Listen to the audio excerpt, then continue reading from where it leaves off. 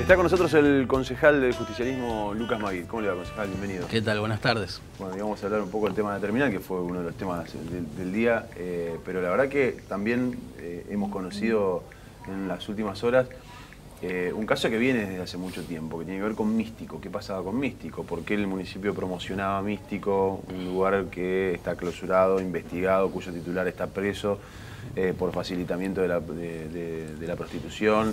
Y una causa muy complicada, donde además también la política tiene un rol, porque hablamos de la justicia, aparece mencionado Oscar Burnick, camarista, aparece mencionado Marcelo Boscarol, personal político del Consejo Municipal, y bueno, finalmente conocíamos que efectivamente tenía una autorización para funcionar, un permiso para poder funcionar como whiskería, que fue inclusive sí, la misma solicitud lo dice, confitería y whiskería. Y whiskería.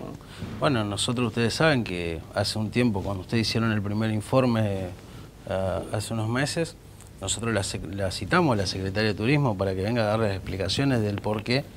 Recordemos que la Secretaría de Turismo actual está desde el año 2007, con la Intendencia de Barleta, la primera de Corral, y continúa.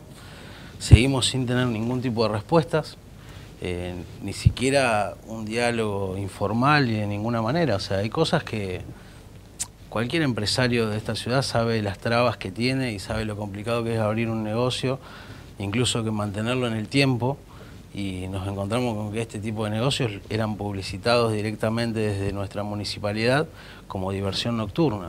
O sea, yo tengo la tranquilidad de tener una relación de amistad hoy con Alejandra Rodenas, que recordemos que fue la jueza penal, que apenas sale la ley del Congreso, la ley de trata, ella, sin siquiera que esté firmada por la presidenta, ella fue y cerró los prostíbulos de Rosario.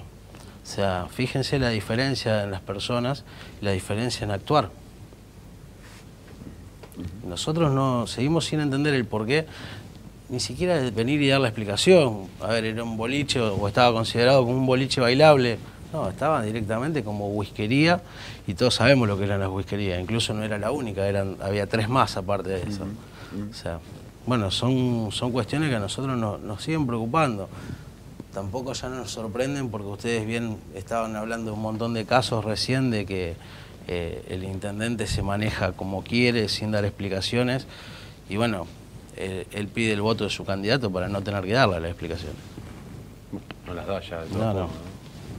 Obviamente, pero para que le sea mucho más fácil en no darlas y que pase como pasaba antes. Hasta el 2015, yo puedo hablar por mis compañeros de bancada, que en ese momento eran concejales, que ellos gritaban adentro del recinto y quedaba ahí. Porque como había una mayoría automática donde todos los proyectos del oficialismo pasaban por un tubo, entonces de esa manera todo lo que hacía la oposición quedaba en la nada. Cuando cambia la conformación del Consejo Deliberante, que tienen que empezar a dar explicaciones por los actos administrativos que llevan adelante, fíjense que el intendente se escuda en no darlas, o busca todas las cosas que puede hacer en no darlas. Fíjense ustedes que tuvimos que hacer una ordenanza para ponerle plazo a los pedidos de informe. O sea, no estamos hablando de que hay una relación entre el legislativo y el ejecutivo cordial, pero no por parte nuestra, sino por parte del ejecutivo, que no pone a disposición las herramientas que corresponden. Lucas, hoy tenía que concurrir los miembros del Tribunal de Cuentas al Consejo Municipal. Así es. Una de las cosas que le habían planteado desde el Consejo Municipal era una auditoría extensa sobre el manejo de fondos en el programa de manejo de fondos que tiene que ver con las cooperativas y las ONG y demás.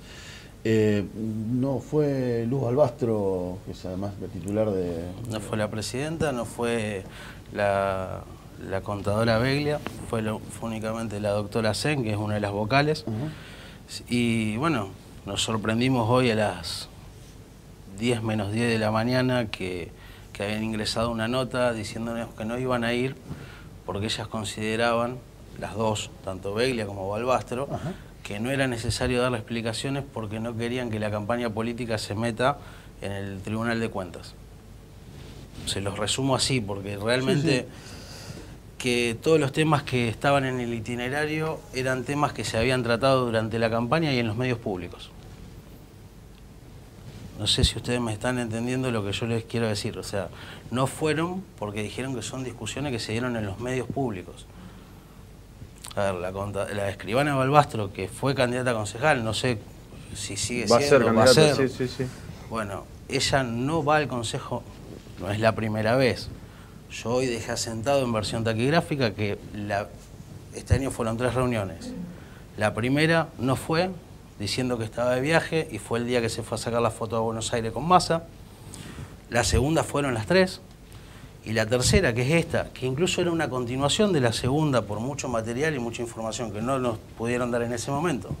Que incluso lo entendemos, porque cuando hay una agenda abierta, amplia, hay muchas cuestiones que uno en su cabeza no las tiene.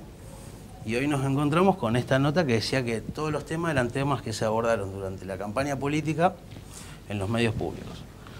Que bueno, la verdad que no nos deja de sorprender esa actitud, porque el Tribunal de Cuentas también tiene que, no también, sino que le tiene que dar explicación al Consejo de qué es lo que hace, del tipo de auditorías. Y bueno, y hay muchas cosas que van apareciendo en estos momentos que no dejan de sorprendernos. ¿Es una atribución de los miembros del Tribunal de Cuentas decidir si van o no van al Consejo cuando son citados?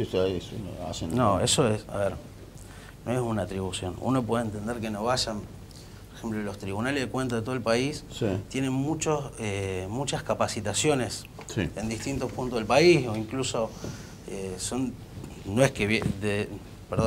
no son de viajar mucho, pero sí tienen mucha capacitación, que incluso se organiza a nivel nacional, digamos. Uno ahí lo puede entender, que uno de los vocales falte porque va a esa capacitación. En un congreso. Claro, o sea, en un congreso.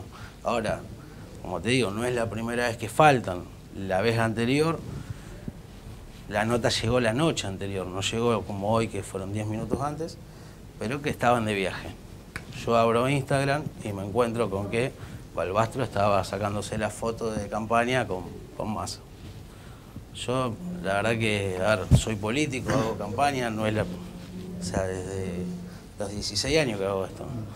Pero la verdad que siempre entendí cuáles eran mis responsabilidades, incluso yo no puedo decir, no, mañana no sesiono porque tengo que ir a caminar un barrio. Entonces ahí están las diferencias que nosotros queremos mostrar.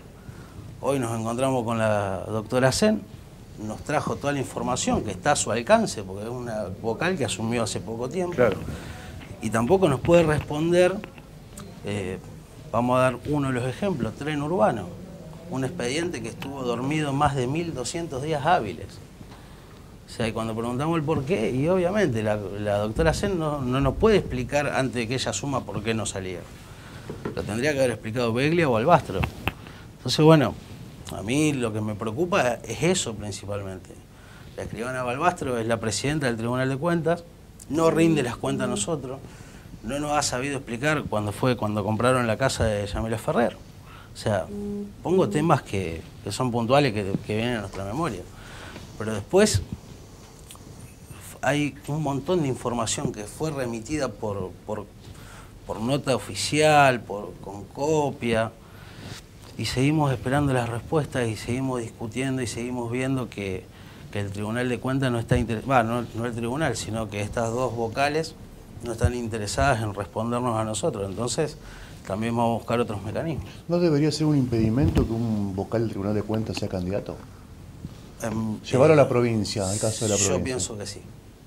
En mi caso particular, esto hablo por mí, yo pienso que sí.